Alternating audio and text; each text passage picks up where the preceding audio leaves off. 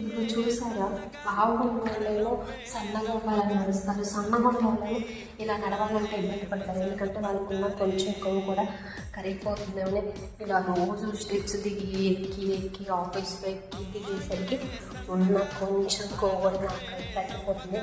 ఏదన్నా తిని స్టెప్స్ ఎక్కితే ఆ ఉన్న కొంచెం కూడా అరిగిపోయి ఆ ఎనర్జీ మాత్రం ఈ స్టెప్స్ ఎక్కడానికి సరిపోతుంది.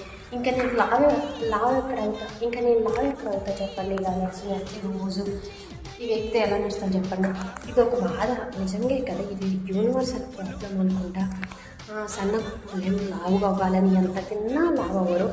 లావుగా ఉన్న వాళ్ళు వాళ్ళు అసలుకి ఎక్సర్సైజులు అంటారు, వాకింగ్ అంటారు, తిన్న తర్వాత వాకింగ్ అంటారు, అది అంటారు, ఇది అంటారు, ఎన్నో చేస్తారు. అయినా కానీ వాళ్ళు అంతే లావు ఉంటారు, తగ్గరు.